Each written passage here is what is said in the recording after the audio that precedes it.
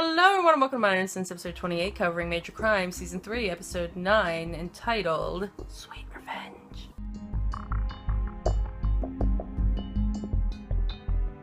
We started out with the team investigating a murder. A man they thought was shot through the window from a place across the street, and he died. Come to find out that he was actually running a extortion ring. There it is. To get money from people who were posting these pictures. Because he would... Of their exes. Of their exes. Like, it was like to get revenge or whatever. It was called Sweet Revenge. Some of the people he was getting pictures of didn't know that their pictures were on there. And when they did find out that they were on there, it was too late. As was the story of one woman who committed suicide because her pictures... He was, like, asking for more and more money, and they couldn't provide it. And her school found out that she taught at. Her son found out. And, like, it pretty much ruined her life. Ended up being the woman's husband who shot the guy with a 9mm gun in the back of the head. But her son was across the street and tried to make it look like it was that the him father that did was, yeah. That the father was innocent. That the father was innocent. We had Ricky Raydor come about, and he is not very fond of Rusty whatsoever. And he essentially thinks his mother's being taken advantage of by Rusty because that's what his father told him. That Rusty's some con artist. That Rusty's a con artist and, like, taking his poor, lonely mother for granted. At the end of the episode, everybody made up, and we're all cool because we make fun of each other's hair. Yes. That's usually how you start getting along with people. Don't look at me with that tone of voice. What did we like about this episode? Why do I always have to do this first? We can say it at the same time. Mama Raydor. Always. Mama Raydor. She was so excited to see Ricky when he showed up. So excited, and he's just a giant douchebag at first. But she doesn't realize he's being a douchebag at first until he starts making snarky remarks towards Rusty. She's the roaster. Apparently, works for a startup company, computer programming company thing. And he is like they're being offered a lot of money for this program or whatever. So he's getting ready to make it big.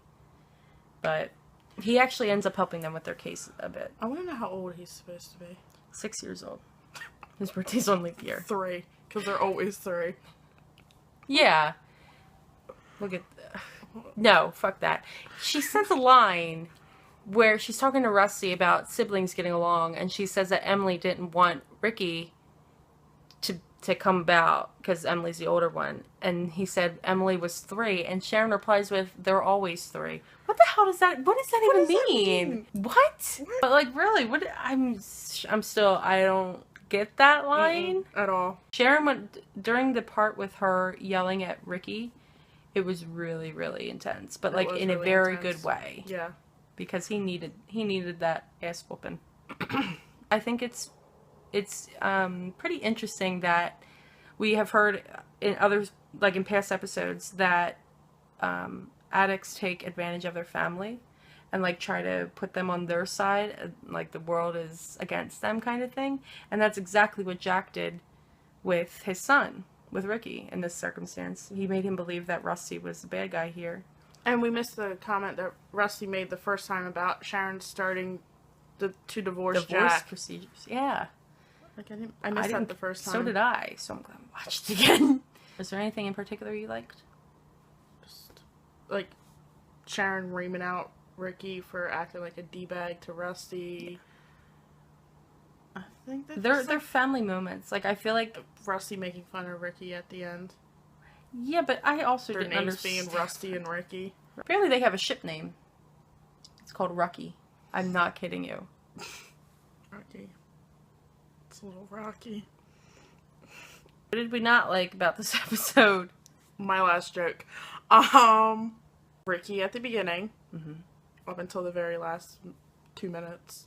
Agreed. Did not like how everyone sounded like they ran marathons before they started speaking. We're sitting here watching, we're going, why do they all sound out of breath? Every last person that came through a door sounded like they were out of breath. Were you guys jogging beforehand? Like, were you running from a strange beast? Like, why were you... Were you running from Ricky's hair? Maybe he was running from Ricky's hair. But that is an attractive son of Raiders. Yes. Ryan Kennedy, You're a hottie. Not as hot as Louis Provenza, but... Jesus Christ. I know. He missed it by that much. We also saw Cooper this episode. He missed it by the hair on his head. We also saw Agent Cooper this episode, working undercover with Amy. I love him so much. You really do. I do. I just like his character all around. And we also saw at the end, Fritz having a heart attack. Yeah. It's very left field. Well, he was complaining about pains in the beginning. But he chalked it up to moving boxes. But, like, I don't understand what the purpose of that was.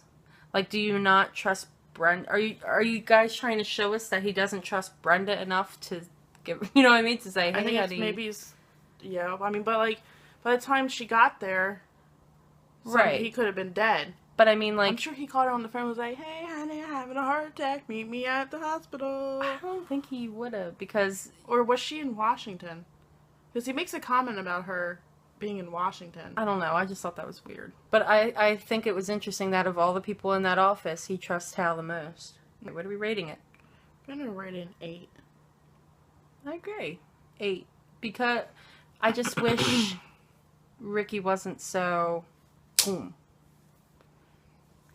That's the only way I can describe it. But, like, he was so headstrong right off the bat. And, like... He came in hating Rusty. Yeah. Like he knowing had your father... an agenda. Right. And knowing... Like, he even makes a comment that he knows his dad was a shitty dad. Like, not in those words, but, like...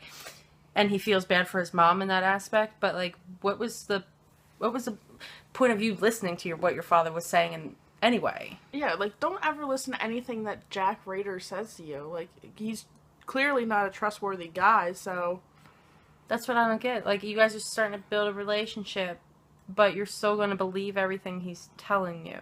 You won't get a question for this episode, but you'll get one for next episode when we get there. Do you think Rusty is more likely to go to an out-of-state / large university, or do you think he'd rather go to a small community college? Winner of this episode is C. Meg, only because we never named you the winner before.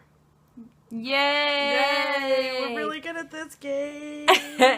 And I think we can answer it too. Do you think Rusty would go to a large or out-of-state university? I think he'll stay local and go to a community college. So do I. Because, like, one, he's never really had a family, and he's not going to leave so soon after getting one. I completely agree. Next episode, we have Season 3, Episode 10 of Major Crimes, entitled Zoo Story. I don't know what that's about. It's I actually sure don't remember. It's actually my life story that I wrote a book for. It's an adaptation of Animal Farm, and it features people that are in my family. Check it out. That actually would be something really interesting to read if you wrote a book about your family. I know!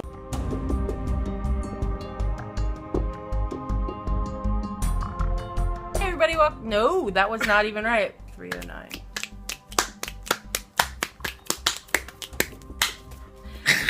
What did we like about this episode? You're not gonna talk about anything else in that episode? Oh wait, there was a lot. On the personal front, we had Ricky Raydor come about. He is... I don't mean to do it! I was gonna say tongue lashing, but that wouldn't be very good. Incest. Incest is not best. Slowly I turn. Inch by inch. Step by step. I don't know what I did that for. Sweet revenge. Seemed like a good idea at the time.